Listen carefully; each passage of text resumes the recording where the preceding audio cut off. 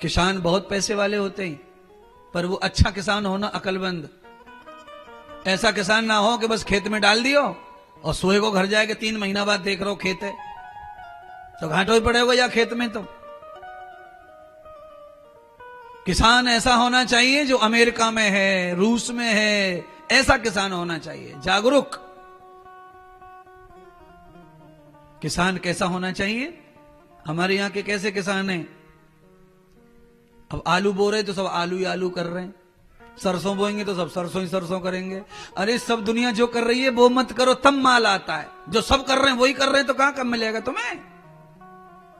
कुछ नहीं मिलेगा। जो सब कर रहे हैं उससे अलग हट के कुछ करो। क्या करें महाराज? मेरे कहने से बदल बदल के खेत करो।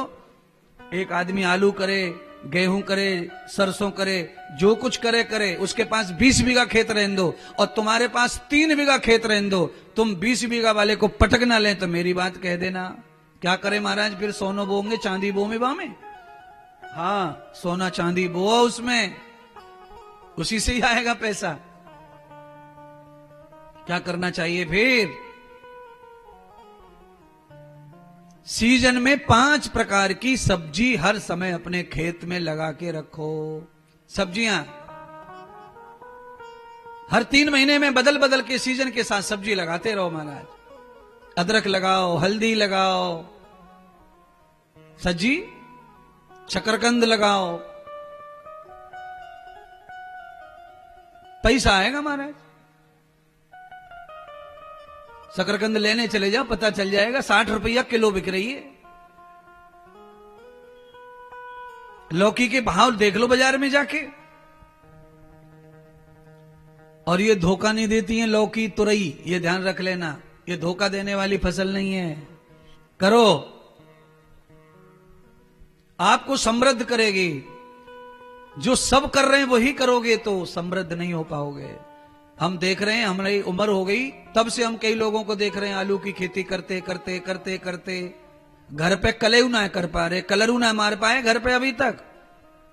और जब से ये आलू है, अरे कितने भाई आलू? 7,000 बोरी, 8,000 कट्टा।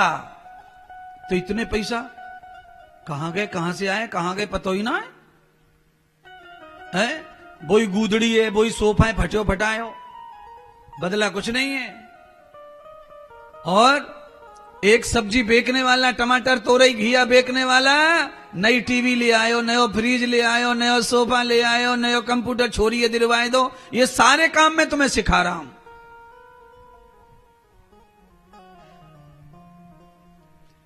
भगवान कृष्ण ने नंद बाबा के छोटे भाई को, अपने काका को इनकार कर दिया कि हम इंद्र की पूजा नहीं करेंगे। क्यों नहीं करेंगे? का नहीं, आपत्ति काल में, अकाल में जो साथी है वो भगवान है। तो कौन है भगवान? तो कहा ये पर्वत, गोवर्धन पर्वत, गिरिराज पर्वत। अकाल 3 साल का हो गया, गैयाओं को भोजन भी मिल रहा है, पानी भी मिल रहा है, आसन भी मिल रहा है। सारे ब्रज की गैया गोवर्धन पर्वत पर सुख भोग रही हैं। इसीलिए मैं आपसे कहता हूं, आपके गांव के बगल में कहीं भी पर्वत हो और कोई भी माफिया या सरकार उसे तोड़ फोड़ कर ऊधम करती हो तो आपको आंदोलन करना चाहिए। भारत पर्वतों का देश है, ऋषियों का देश है, यहां पर्वत रहने चाहिए। ये डेवलपमेंट के चक्कर में सारे पर्वतों का नाश किया जा रहा है। पर्वत नहीं रहे तो हमारे सनातन धर्म में पर्वतों को देवता माना गया है, समुद्र को देवता माना गया है, नदियों को देवता माना गया है। आप सब लोग कान खोल के सुनो, अगर ये तुम्हारी नजर में देवता हैं तो इनकी रक्षा भी होनी। हाँ, ये देवता क्यों है?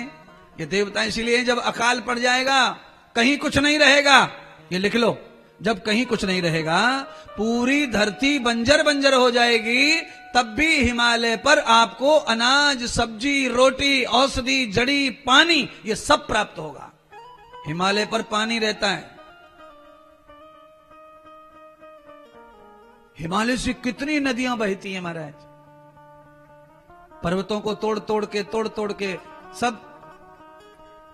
सब शहर बसा दिए जा रहे हैं महाराज, होटल बना दिए जा रहे हैं, लोग पिकनिक करने जा रहे हैं, पैसा तो खूब आ रहा है, पर सृष्टि और प्रकृति नाराज हो रही है, दुखी हो रही है, परेशान हो रही है, और उसके परिणाम भी आ रहे हैं। केदारनाथ में भगवान रूठे, प्रकृति रूठी, लाखों को ले डूबी। नेपाल में रूठे पशुपतिनाथ, लाखों को ले डूबी। गुजरात में रूठी, लाखों को ले डूबी। बस अब ना रूठे प्रकृति। उसके लिए श्री कृष्ण की भागवत कथा ये कहती है कि जो गाय की सेवा करेगा, जो पर्वतों की सेवा करेगा, वही सृष्टि का रक्षक कहलाएगा, वही धरती माता का पालक पुत्र कहलाएगा। भगवान हम और आप सब पुत्र हैं।